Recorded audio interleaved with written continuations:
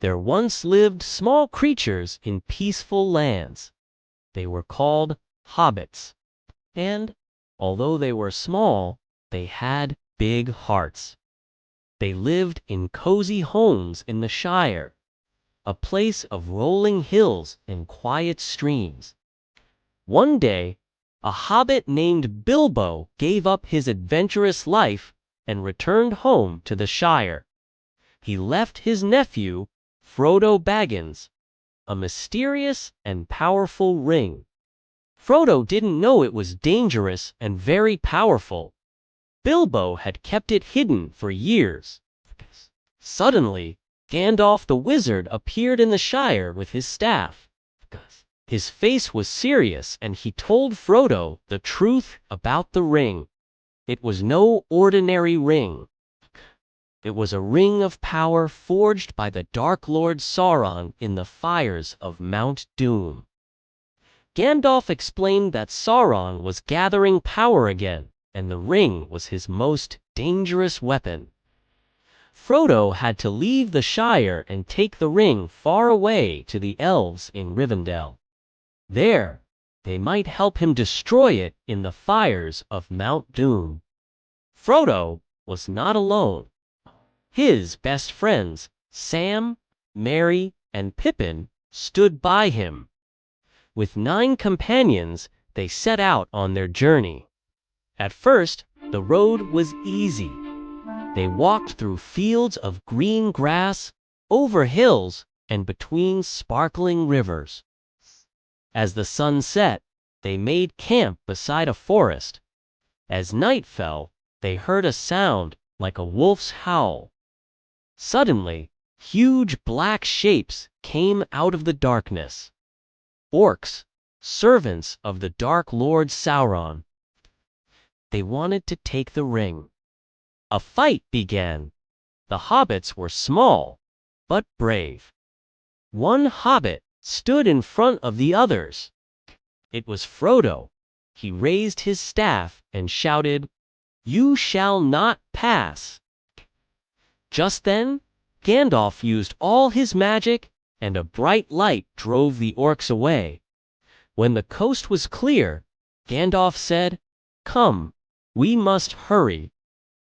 The orcs will come back with more of their kind."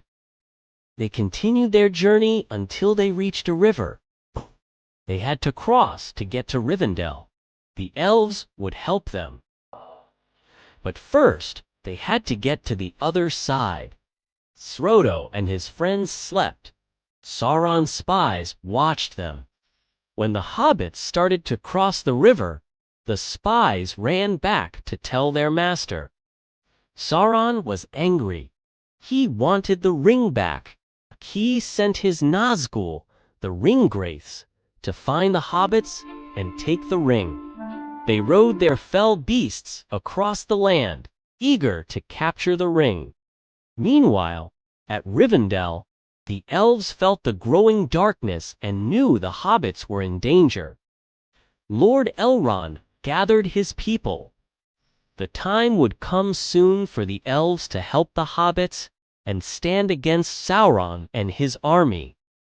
But for now, the hobbits were still on their way. Gandalf led them through dark forests. All around them, creepy things happened.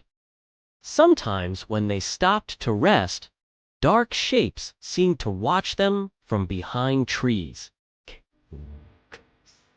The hobbits huddled together for comfort, and one evening, they found shelter in an old abandoned house.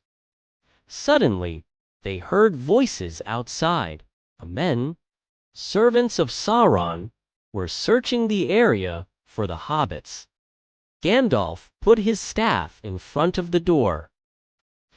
When the men tried to open it, it wouldn't budge. Gandalf used all his magic to make sure the men couldn't get in. While they waited, Frodo felt the ring's power growing inside him. He knew he had to get to Rivendell as fast as possible. Finally, the men gave up and went away. When they were gone, Gandalf removed his staff from the door. "We are almost there," he said. "Look, beyond that hill, we will reach the borders of Rivendell." The hobbits cheered. Soon they would be safe. As they climbed the hill, they saw beautiful waterfalls and elven houses. The road to Rivendell was filled with magic. Even though they had been frightened and weary, the hobbits had made it. In Rivendell, the elves welcomed them. They knew the hobbits had shown great courage on their journey. Frodo and his friends felt safe at last. But they knew they would have to leave soon and continue their dangerous adventure. Will Frodo and his friends be safe in Rivendell? What new adventures await them?